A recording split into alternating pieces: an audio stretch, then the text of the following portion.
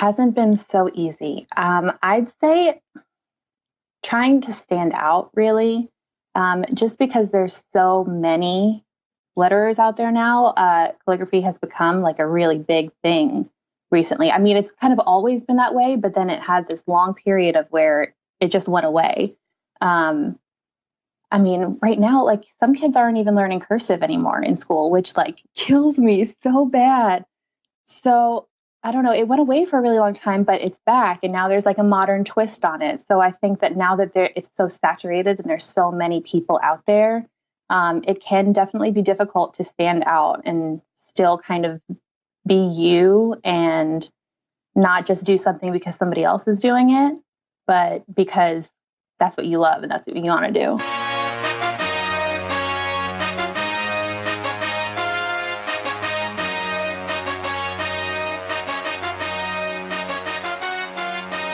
Welcome to the Passion Behind the Art Show.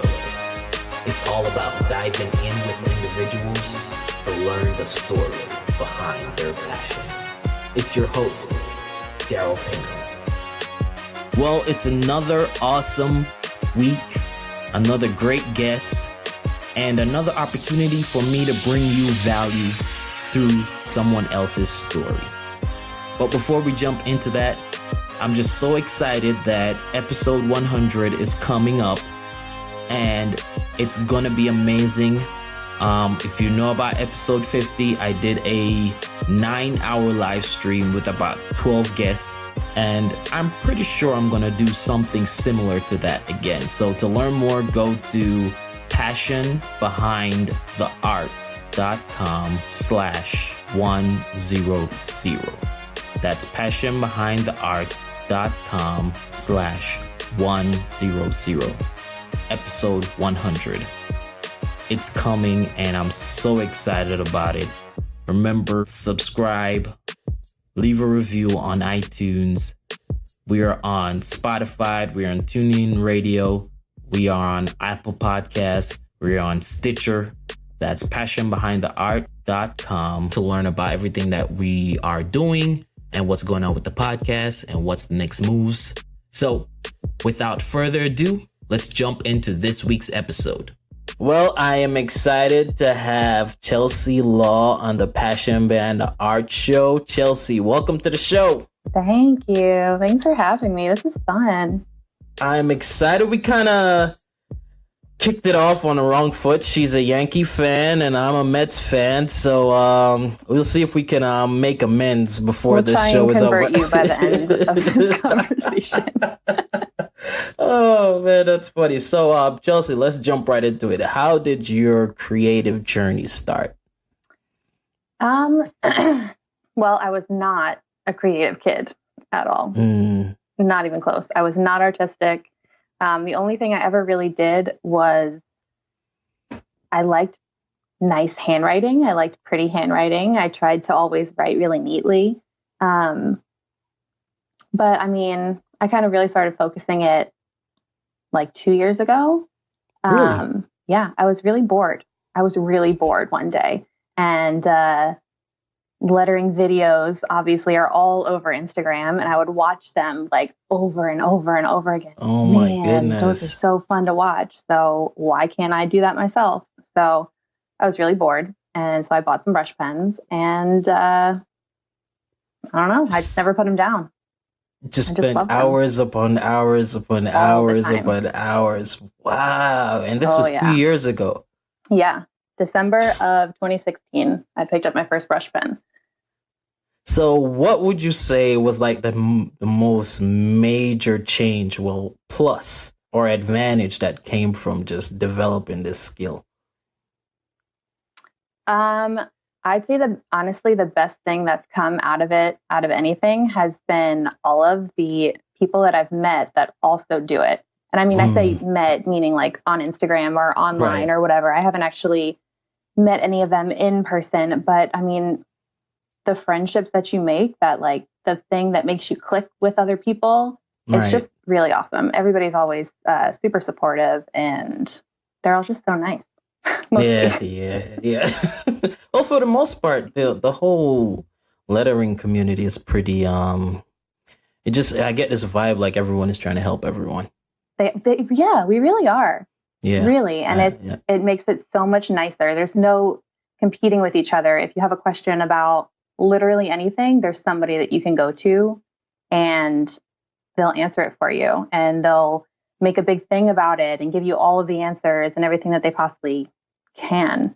Right. It's just really, it's a very supportive community, and they're all the best.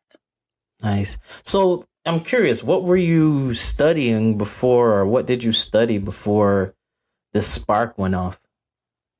I mean, I wasn't in college. I wasn't really like doing much. I was, okay, like real life, I hated my job, like so bad. So, my boss could tell that I was hating it really, really bad. And so he told me that I should take some time off and try and recoup and come back with like a fresh perspective on everything. And I got really mad that happened. I'm like, what? If I already am not liking it, why are you making me take time off? That's only going to make me dislike it even more. So during that time off, I went and found a new job, and I picked up a brush pen, and I live in a very, like a tourist area. I live in a beach town. People come here in the summer. People don't come here in the winter. That's just all that it is. And so it was December. It was already a slow time. There's not a lot going on around here in the winter. And so I had a lot of free time, not only not working for that week, but also it's just not busy here in general. There's not a lot of people around in the wintertime. So I had a lot of free time on my hands, and I like to be busy. I like to be doing something. I like to always be on to the next, and just like keeping my time occupied, because if I don't, then I get bored really easily. Understand. So yeah, I just found it and I loved it. That's cool. That is so cool. So what would you say was the hardest thing you had to overcome? Or has it just been so easy? It hasn't been so easy. I'd say trying to stand out, really, just because there's so many letterers out there now. Calligraphy has become like a really big thing recently. I mean, it's kind of always been that way, but then it had this long period of where it just went away. Right. I mean, right now, like some kids aren't even learning cursive anymore in school, which like kills me so bad.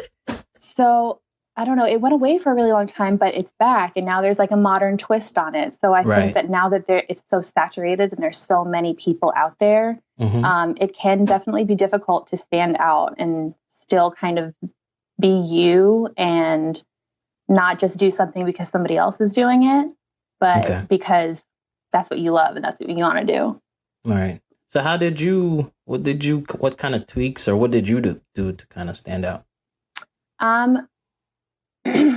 Well, I kind of said before, like I started because of lettering videos, like just watching other people do them. And so I kind of started playing around and, taking pictures and posting to Instagram and that kind of thing. I made a specific Instagram just for my lettering. And then I don't know, I tried this and I tried that, and I tried all of the things like watercolor and embossing and pointed pen calligraphy and brush pen. And like, I wanted to try all of the things just to see like what I could love and what I could do. Right. And after a while of doing that, I tried a pattern on my feed. I tried like regular posts and then video, and then regular posts and then video. And it was just not me. I felt very stuck in the grid in like keeping up with it. So I was like, why, like who is forcing me to keep up with this grid pattern? Literally nobody, nobody but me. So I stopped and I went back to what I first really, really loved doing was the videos, watching the videos. Like even right now, I'll post one on my own and watch it 10 million times just because it's just one of those things that like it's the slow motion. It's kind of soothing to watch. It's just interesting. So once I went back to what got me started in the first place with the videos, I think I kind of found my thing in not only what I like to do, what I like to show, but what I like to watch also, you know? So Gotcha. I just kind of went back to what I would want to see in my feed if I were following me, if that makes sense. That makes sense. And it's funny you said that about the grid. It's like that thing is like so hard to keep up with at times, especially like you will get like a spark and you want to put it out there. You'll be like, no, but it's not time for that. Not I gotta wait. Try again tomorrow. It's the worst. I would have like the best idea and like I'd want to record it and want to do it. And then it's like, oh, nope, got to come up with something else first. And like why? Who says? That is so true. That is so true. It's so true. Oh my goodness. So who would you say was like some of the most supportive people around you while you started this lettering venture? My family, for sure. For sure. My husband's always super supportive. We turned my guest bedroom into my craft room because, I mean, come on, I'm in here more than any guests are, you know? And now it's like mine. And he's always kind of, I don't know. He bought me a new desk for Christmas because I wanted a new desk. And my Cricut last year for Christmas, he got me a Cricut because that's the only thing that I wanted. So it's like when I find like one thing that I really, really love, he'll do that. My mom is like obsessed with everything that I do. And she's like, yes, let's do it. Like when I started my website, she's like, what's the address? Let's look at it now. So she's always been a really big cheerleader.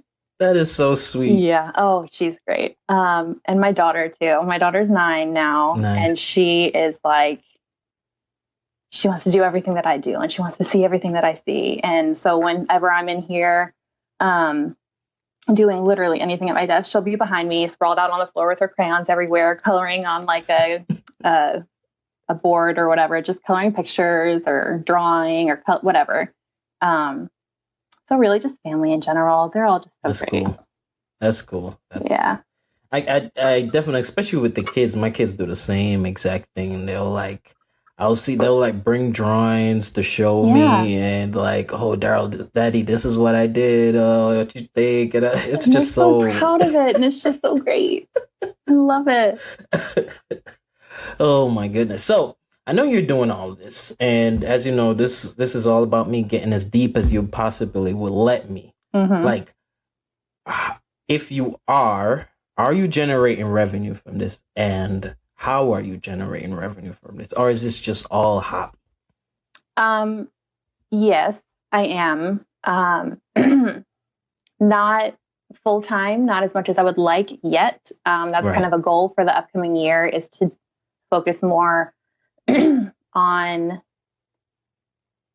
leaning more towards working from home and being able to do this better, and actually leaving the house and going to work less, hopefully. But yes, let's see, last year I was approached by a company to work for them. Nice. It's called the Lettering Box. They're a monthly subscription box, kind of like, like each month you get different supplies and stuff. Yeah. So they approached me. I was a guest artist in one of their boxes, August of 2017. And then in October, they asked me to come on full time in the new year. So I started in January of last year. Nice. Yeah. And so that started being actually part of their team rather than just like a guest. So instead of just getting a box of supplies, I did start getting paid for that. Nice. And then in May of last year, I was approached by another company, by Faber-Castell. Okay. They are an art supply company. So then I blog for them now. So each post that I do, I'll get paid for each post. Nice. Yeah. So that's a start. No, that's good to get at least that consistent revenue. I mean, it's a monthly thing, and I don't do very much that I wasn't already doing.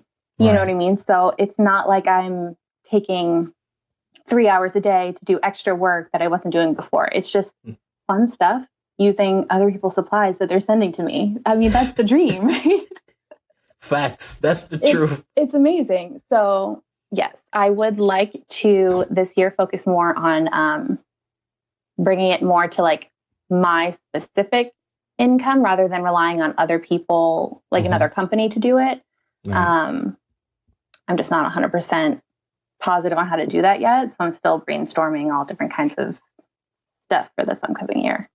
Well, I mean, that's a pretty good start so far. I mean, it is absolutely. And I don't see myself leaving these companies anytime soon. I love them both, really. Right. If I can just add on some extra stuff on top of that, that'd be perfect. Well, I believe you're going to do it. Just looking at your stuff, this is going to happen. It's just a matter of time. I hope so. So what is that one thing that you cannot live without that's not your phone? Not my phone. Okay. My planner. My planner, for sure. I'm a planner. Is this a physical planner or a digital planner? A real one. Wow, pen and paper. Give me a pen and paper, and I will make lists. And oh my God, I love lists. I'm really good at them. I will organize my list by so many things. Yes. If I don't like physically write it down, it's not happening. It's just not. Do you decorate your list? No, it's very to the point. I mean, I'll use like different colored pens or markers according to like what it is. But other than color coding, no distractions, no doodles, nothing like that. I'm very type A. I need to write it down and it will happen. If it doesn't go on my calendar, I will forget about it and it's not going to happen. Wow. Nice. I'm a very organized person. Just by your face, it's probably like super. It's probably extreme. I like it. I like it. And my husband hates it because whenever we'll like run out of something, he won't write it down. He won't even tell me about it. And then I'll go reach for it and it's not there. And I'm like, write it on the list, please. Please. One of these days. You'd think he'd get it after like a million years together, but he just doesn't. Oh, man. It's rough out here. Oh, that's funny. So what is the first hour of your day like? Well, my first hour is getting my kid up and ready for school, but the first like me hour, my planner, man. I'll take my coffee into my office and I'll open up my planner and see what's planned for the day. Whether it be like something like this, where it's something specific that I need to be at a certain time. I'll write down like, if I have a project due that week, I'll kind of plan around my work schedule, my daughter's school schedule, stuff like that, on when I can get that done before it's due. And then even like, go to the gym, go wherever, whatever errands I need to run.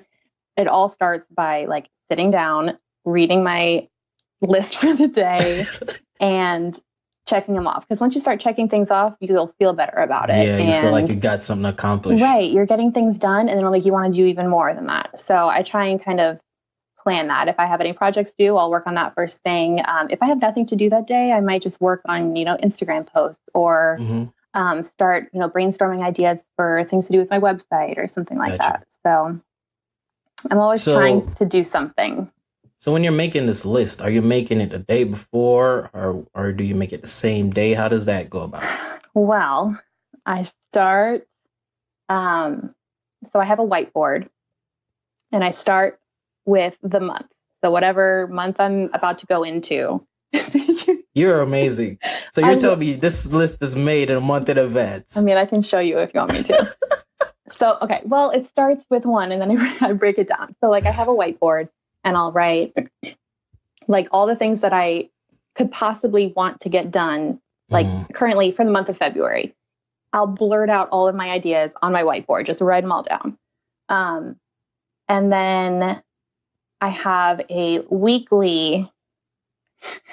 You're going to judge me for my list. No, I'm pretty darn impressed. I'm about to try to attempt it.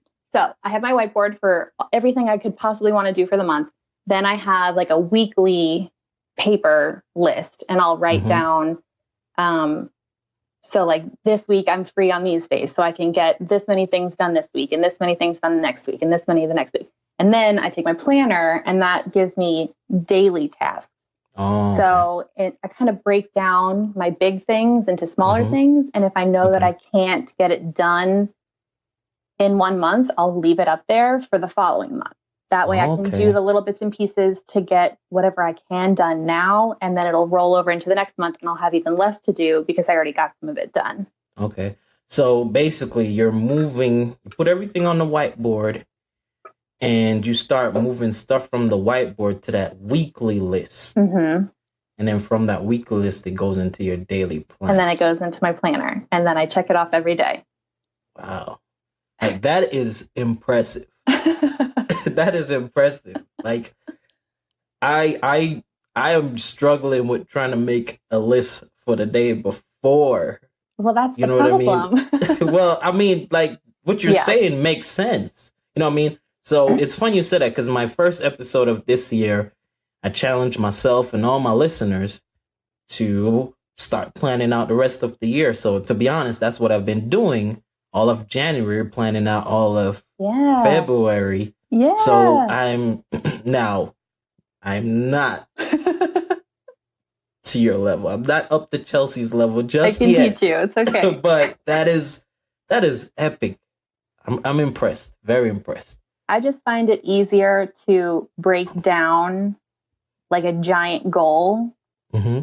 Like, it can be so overwhelming. And if my brain is all jumbled with like holding all of this stuff that I want to do and ideas that I have and things that I need to get done, I just find it easier to like blurt it out onto paper and then focus my attention on, well, where can this one go? And where can that one go? And how can I break it up to make it not so overwhelming?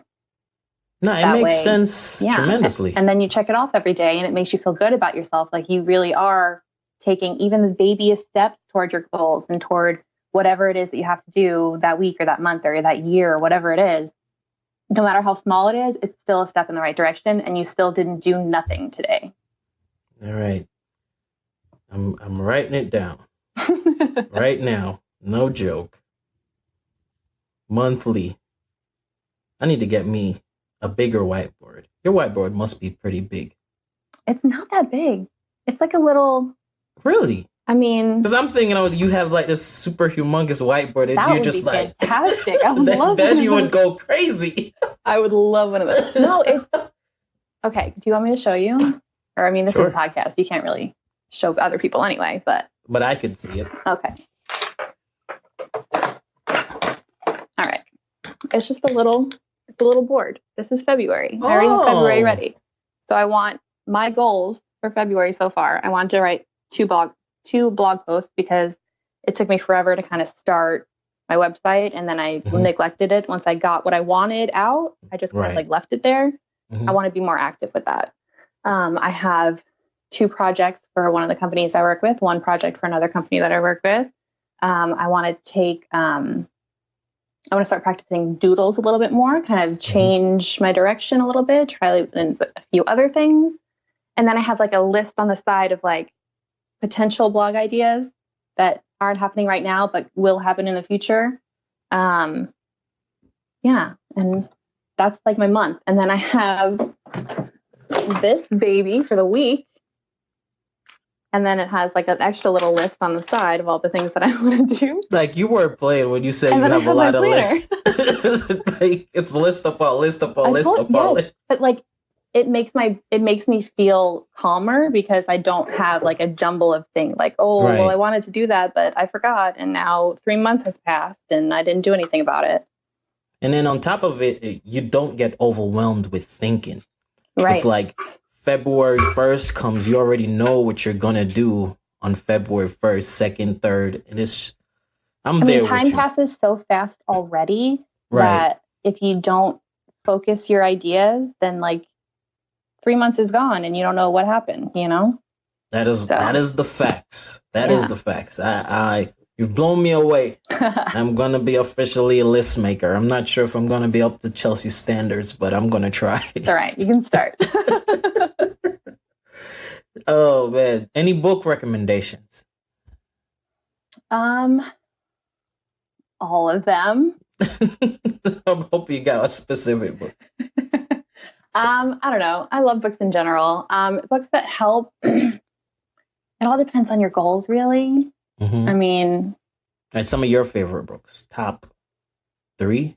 Like in general, I mean, I'm like a fiction lover, you know, so That's like fine. give me any kind of fiction book and I'm all about it. I don't even care what it's about. It can be like a young adult book. It can be like an old school, whatever, like the most random things, as long as it can like draw my attention and catch it and like throw a couple twists in there. I think it's fantastic. Okay. All right, I'll take that. So what is next for Chelsea? All the things. I mean, currently I want to work on my website more this year. And kind of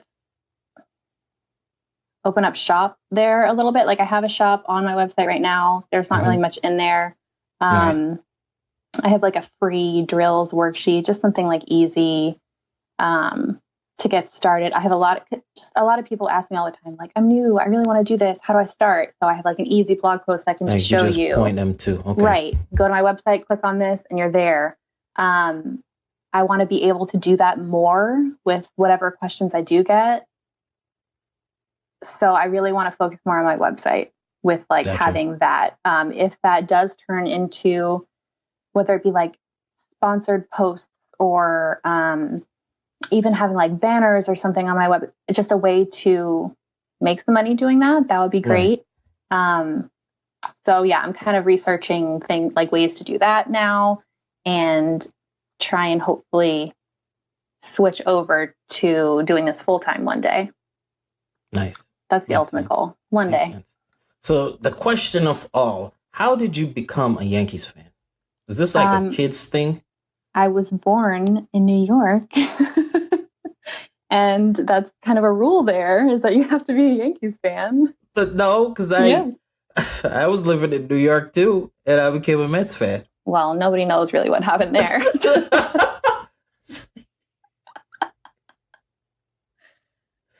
Oh, that's messed up. So where were you living in New York? Long Island. Oh, man. I get it now. Long Island, Long Island, Long Island. Like every time I went to Long Island, it was the cold time. And I was freezing my butt off because it was just always close to the water. I love the cold. I love the winter. I love the snow. And I live in stupid Florida. Tell me why. Oh, so it's not because you've had enough of the winter. No, I love the winter and I love the snow. It's the best. Well, that's why I'm living in Georgia, because I had enough of the winter. No, I love it. Yeah. Were you? Well, when you're actually the one shoveling the snow, I'm not sure if you were, but I was the one that actually was shoveling the snow. I mean, I have, but I wasn't always. It's kind of changes everything. Which I guess.